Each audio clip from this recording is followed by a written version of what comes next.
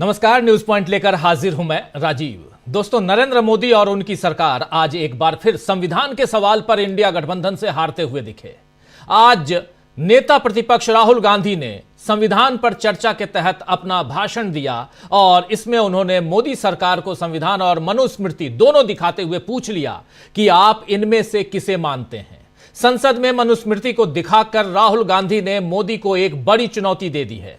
वैसे आज संसद का दिन इसलिए खास महत्व का रहा क्योंकि शाम को ही सही लेकिन प्रधानमंत्री नरेंद्र मोदी आखिरकार सदन में उपस्थित हो गए। आज मोदी ने भी संविधान पर अपनी बात रखी है। अभी इस वक्त जब यह कार्यक्रम कर रहा हूं तो नरेंद्र मोदी अपनी बात रख रहे हैं। हमारे दूसरी स्ट्रीम पे आप उसको देख सकते हैं। खैर, अभी मैं चर्चा कर रहा था उसी सदन में यानी लोकसभा में मनुस्मृति दिखाकर राहुल गांधी ने पूछ लिया कि अगर आप संविधान बनाने वालों का आदर करते हो तो क्या आप सावरकर की मुखालफत करते हो? क्योंकि सावरकर संविधान को नहीं मानते थे, वो मनुस्मृति को मानते थे। राहुल के इस सवाल के लिए बीजेपी बिल्कुल तैयार नहीं थी। शायद बीजेपी बिल्कुल यहां पर तैयार थी ही नहीं और यहां वो कहीं ना कहीं परेशान दिखी। बीजेपी के नेता परेशान दिखे और अपनी कमजोरी छिपाने के लिए अब बीजेपी नेता याद दिला रहे हैं कि कांग्रेस के किस शासनकाल में सावरकर पर डाक टिकट निकली या किसने उनके लिए क्या कहा। हालांकि इतिहास को ढाल बनाकर बीजेपी मौजूदा सवालों से अपना बचाव नहीं कर पाएगी, जो वह हमेशा करने की कोशिश करती है, क्योंकि संसद में विपक्ष इस बार अपने सवालों को हर हाल में उठा रहा है और किसी भी तरह की मनमानी चलने नहीं दे रहा है। आइए सबसे पहले सुन लेते हैं राहुल गांधी को। उन्होंने इसी सदन में भाषण देते हुए, जो कागज देख रहे हैं आप, ये बताते हुए क्या कुछ कह रहे थे, जरा सुन लेते हैं। राहुल गांधी का भाषण छोटा था लेकिन दमदार भाषण था। बीजेपी चारों खाने चित नजर आई और उसके बाद नरेंद्र मोदी अभी हांफते हुए नजर आ रहे हैं। सीधा उनका जो घिसा पिटा भाषण होता है वो भाषण देते हुए नरेंद्र मोदी नजर आ रहे हैं, जिसमें सीधा प्रहार कांग्रेस पार्टी के ऊपर। सुनिए पहले राहुल गांधी को। And I want to start my speech by quoting what the supreme leader, not of the BJP, but of the modern interpretation of the ideas of the RSS has to say about the Constitution of India and about how he thinks India should be run. The worst thing about the Constitution, the worst thing about the Constitution of India is that there is nothing Indian about it. Manusmriti is that scripture which is most worshipable after Vedas for our Hindu nation and from which our ancient times have become the basis of our culture, customs, thought and practice.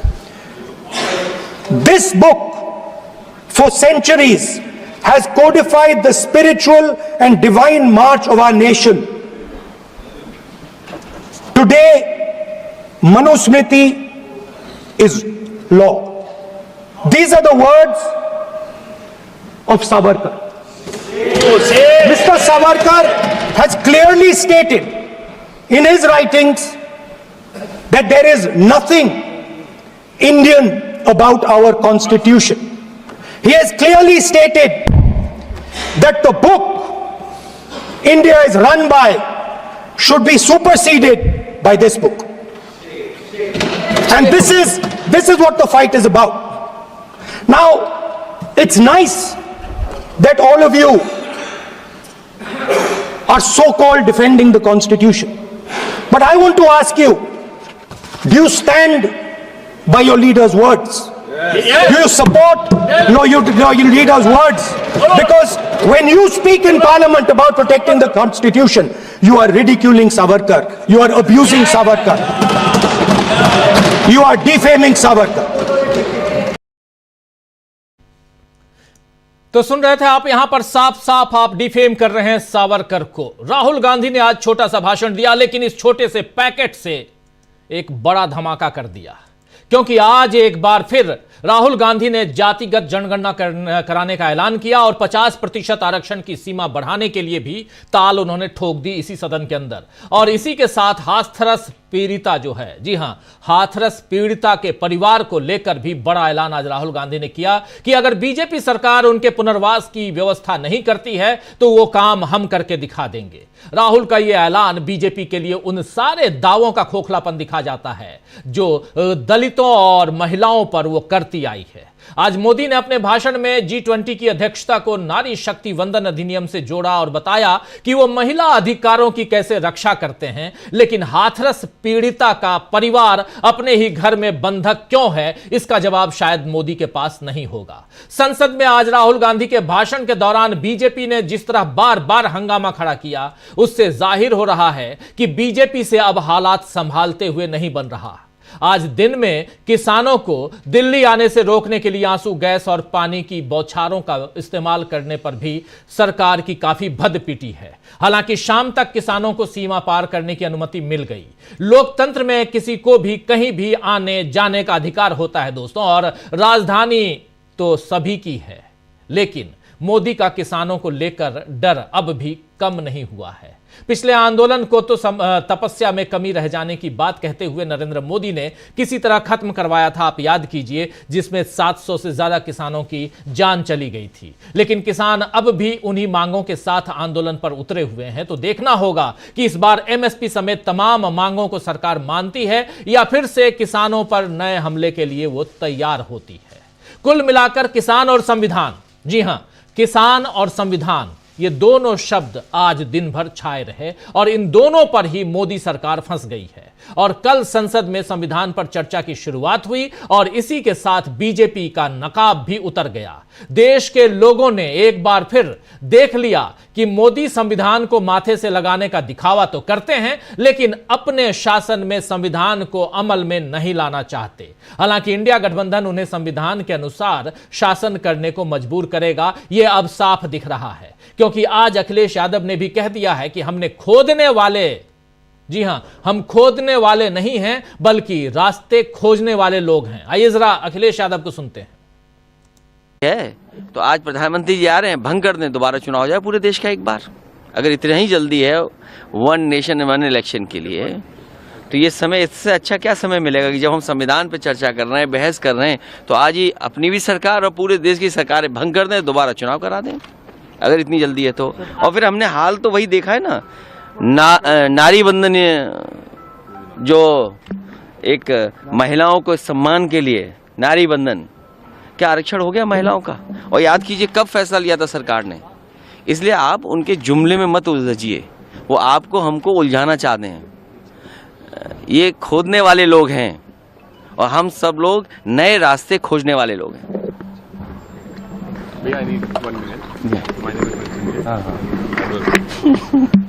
अभी होगा। तो सुन रहे थे आप यहां अखिलेश यादव को मुसलमानों, दलितों, आदिवासियों, किसानों, महिलाओं, युवाओं, हर तबके के लिए किए गए जो वादों को जुमलों में बदलती मोदी सरकार अब पूरी तरह बेनकाब हो चुकी है। और इन सब के बीच एक तरफ नरेंद्र मोदी और दूसरी तरफ इस वक्त जरा फिर से आपको ले चलना चाहता हूं सीधे उधर सदन में जो चल रहा है। नरेंद्र मोदी क्या कह रहे हैं जरा सुन लेते हैं थोड़ी देर के लिए, और उसके बाद फिर राहुल गांधी ने जो बातें कही हैं उसमें से कुछ एक बातें और आप तक हम पहुंचाना चाहते हैं। उसके बाद चर्चा की शुरुआत करेंगे। सबसे पहले सदन के अंदर नरेंद्र मोदी लगातार 6 बजे से उन्होंने भाषण देना शुरू किया है। शुरुआत में थोड़ा संविधान की बात करते रहे, फिर 370 पे आ गए, उसके बाद इमरजेंसी पे आए और फिर कांग्रेस के इर्द गिर्द घूमते हुए नरेंद्र मोदी नजर आ रहे हैं। जरा सुन लीजिए।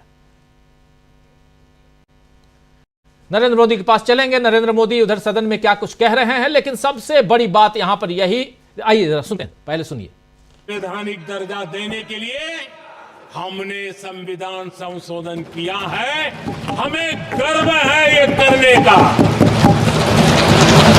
समाज के दबे कुचले लोगों को उनके साथ खड़े होना, ये हम अपना कर्तव्य मानते हैं, इसलिए संविधान संशोधन किया।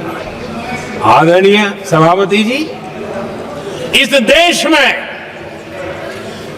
एक बहुत बड़ा वर्ग था, वो किसी भी जाति में क्यों न जन्मा हो, लेकिन गरीबी के कारण अवसरों को वो पा नहीं सकता था, आगे बढ़ नहीं सकता था, और इसलिए उसने असंतोष की ज्वाला भड़क रही थी और सबकी मांग रहती थी, कोई निर्णय नहीं करता था। हमने संविधान संशोधन किया,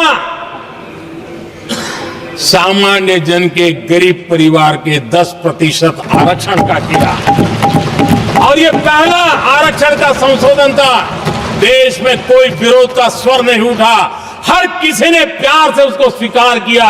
संसद ने भी सहमति के साथ पारित किया, क्योंकि समाज की एकता की उसमें ताकत पड़ी थी, संविधान की भावनाओं का भाव पड़ा था, सबने सहयोग किया था, तब जाकर के हुआ था। आदरणीय सभापति जी, जी हां, हमने भी संविधान में संशोधन किए हैं, लेकिन हमने संविधान में संशोधन किया महिलाओं को शक्ति देने के लिए। संसद और विधानसभा में, और संसद का पुराना भवन गवाह है, जब देश महिलाओं को आरक्षण देने के लिए आगे बढ़ रहा था, और तो सुन रहे थे आप, यहां नरेंद्र मोदी भाषण दे रहे हैं और उनका भाषण और भाषण में कितनी सत्यता होती है, क्या कुछ होता है, यह सब आपको खुद सोचना है, आपको खुद समझना है, आपके विवेक पर छोड़ देता हूं।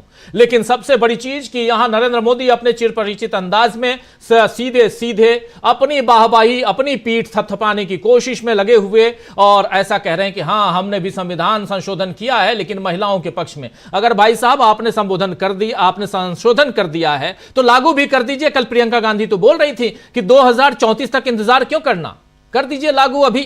प्रियंका गांधी का भाषण आपने सुना होगा, महिला संशोधन की जब बात कर रहे हैं, तो यहां महत्वपूर्ण है। लेकिन दूसरी तरफ राहुल गांधी लगातार, आज एक छोटा सा भाषण राहुल गांधी का, बहुत महत्वपूर्ण भाषण, और उस भाषण से राहुल गांधी ने बहुत कुछ यहां पर दिया है, बहुत कुछ राहुल गांधी ने यहां रखा है। आगे चलकर के राहुल गांधी के भाषण के कुछ और हिस्से को आप तक पहुंचाएंगे, लेकिन सीधे चलते हैं हमारे तमाम साथियों के बीच जो हमारे साथ जुड़े हुए हैं, पैनलिस्ट साथी, जरा उनको ले आइए